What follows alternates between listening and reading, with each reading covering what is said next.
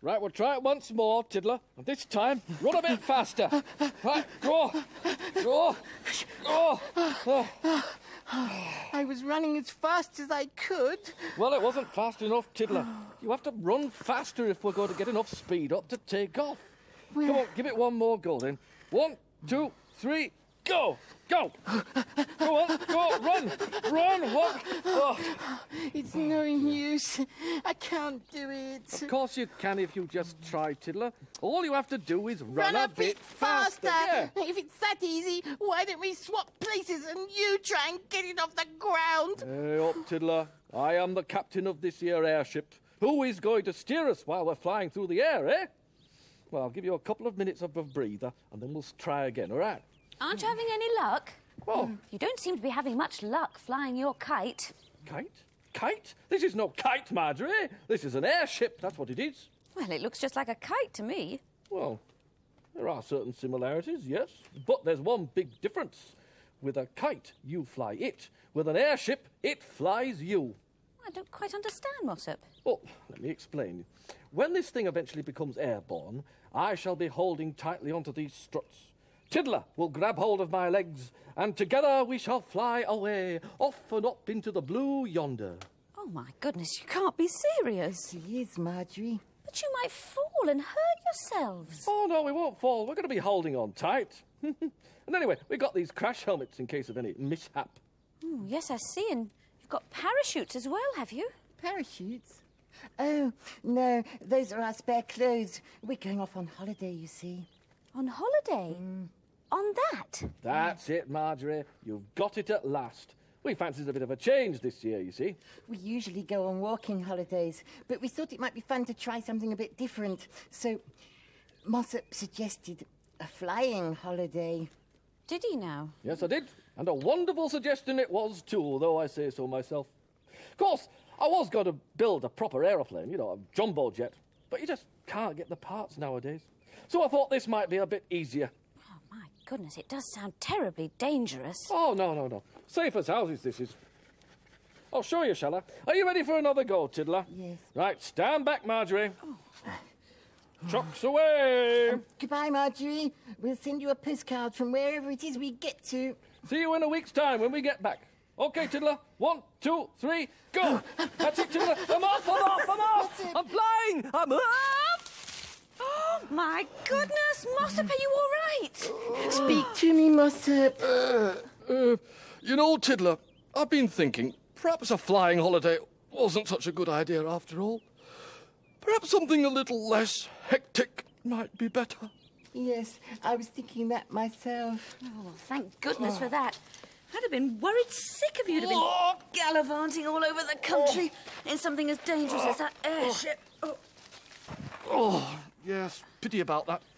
It was such a nice little airship. Are you sure you wouldn't rather go on a nice, peaceful walking holiday, Mossop? Positive, Marjorie. Absolutely positive. That's something we do just about every year, and I'm getting fed up. I want to try something we've not done before. What sort of holiday are you going on this year, Marjorie? Well, I haven't quite decided yet. I'm still looking at the brochures. Brochures? What are they when they're at home? Magazine things, booklets that show you all different sorts of holidays. Oh. Perhaps we could get some ideas from them. Could we have a look at them? Of course. They're in the cottage. Well, what I say then is, let's go. There. Ah, now, these are the brochures, and I must say I'm tempted by all of the holidays in them. This place looks nice. Oh, yes, I love seaside holidays. Oh, never been on one of them. Haven't you, Mossop? Oh, I'm sure you'd love it.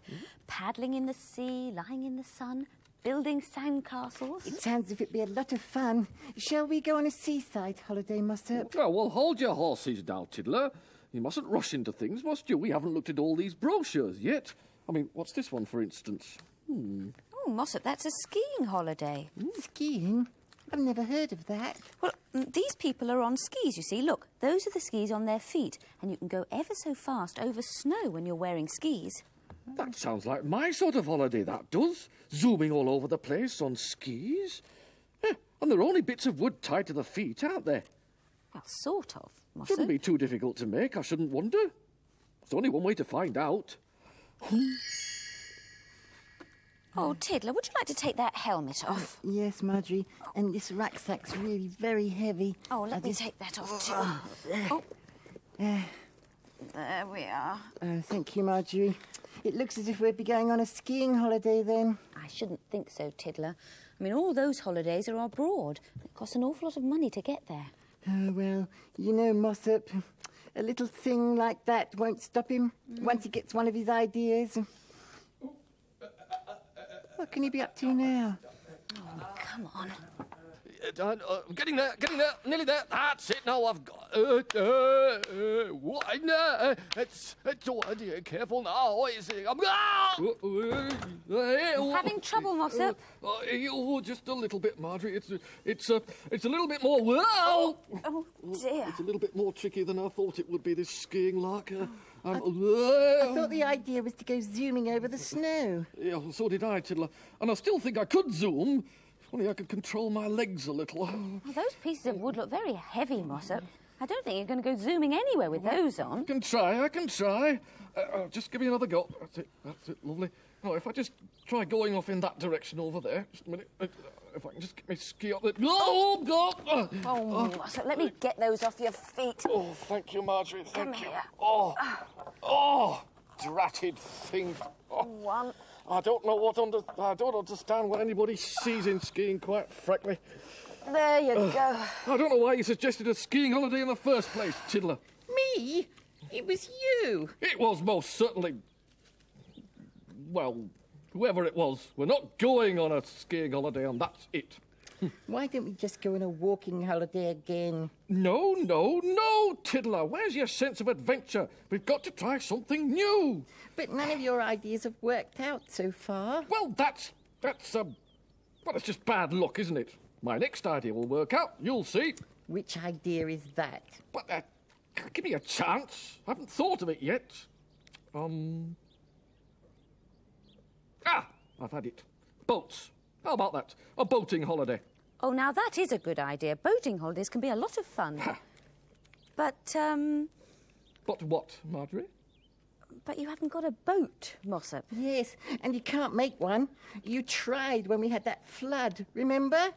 You couldn't do it. Well, I'm sure we can borrow one, can't we? I mean, there must be someone somewhere who could lend us one.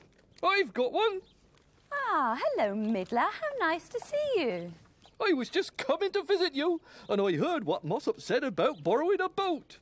And you've got one, have you? Yeah, well, sort of. It's my uncle's, actually, but he lets me use it. What sort of boat is it? Oh, it's a proper sailing boat. Lovely red sails it's got. My uncle made it himself. He must be cleverer than you, Mossop. Well, he is a sailor. Oh, how wonderful.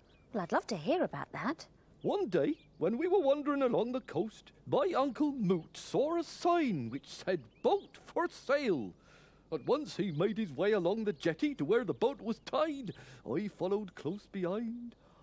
It was a lovely boat, painted blue and with the name The Happy Wanderer in white letters on the prow. As soon as my uncle saw it, he knew that he must have it. My Aunt Pitty was amazed when he returned to our camp and said that he had bought a boat. The rest of my family were quite surprised as well. They gathered together to discuss the matter while my uncle sat some little distance away, happily knitting himself a striped woolen cap to wear on his first voyage. The thing is, said my Aunt Cockle, is sailing about the world to be considered true wandering? And we recalled the words of the wanderer's song. Oh, the tramp of the boot on the highway, the tramp of the boot on the grass. The song, said my Aunt Cockle, mentioned nothing at all to do with water. We pointed this out to my Uncle Moot, but he merely smiled and went on knitting his cap. When it was finished, he put it on, went down to his boat, raised the anchor, and sailed away. We stood on the cliff top and watched the little blue boat bobbing on the water until it disappeared round the curve of the bay. We made our camp on the cliff top that night, as my Aunt Pitty said she was too upset to go any further. All night we lay and listened to the murmur of the sea and thought about my Uncle Moot at the wheel of the Happy Wanderer. In the morning we made our way along the cliff path. As we went, we wondered what Uncle Moot was doing. Perhaps he was in the middle of the ocean, with no one to keep him company but the seagulls and the ship's cat. For, you see, a small cat had been included in the sail. Perhaps he discovered an island, and even at this very moment was setting foot on the shore. Lost in these thoughts, we made our way down the steep path, and it was only when we reached the beach that we noticed the Happy Wanderer lying at the water's edge, and my Uncle Moot sitting on a large boulder with his cat by his side and his knitted cap on his head. He'd spent a dreadful night, he said, thinking of Pitty and feeling lonely, not to mention seasick. My father, trying to encourage him, said that perhaps he would get used to the motion of the ship in time. But my Uncle Moot said that merely looking at the boat bobbing up and down made him feel sickly. My uncle sold the boat, but kept the cat and the little cap. Wandering Riddlers are not seafarers, which is why the Wanderer's song says, "The tramp of the boot on the highway, the tramp of the boot on the grass," and makes no mention whatsoever of anything to do with water. This here boat of his, do you think he'd let us borrow it? I don't see why not. He lent it to me whenever I want it. Shall I go and ask him? Oh, yes, please. Right, shan't be long. A sailing holiday. That would be wonderful, wouldn't it? Sailing down the streams, and then the big rivers, and then the mighty ocean. Sailing across the ocean, sailing across the sea, feeling the rolling motion. Oh, how wonderful it's going to be, feeling the spray in our faces, feeling the wind blowing free, where the waves rise and fall and the wild seabirds call. What a great holiday it will be on the sea, when we're sailing along on the sea.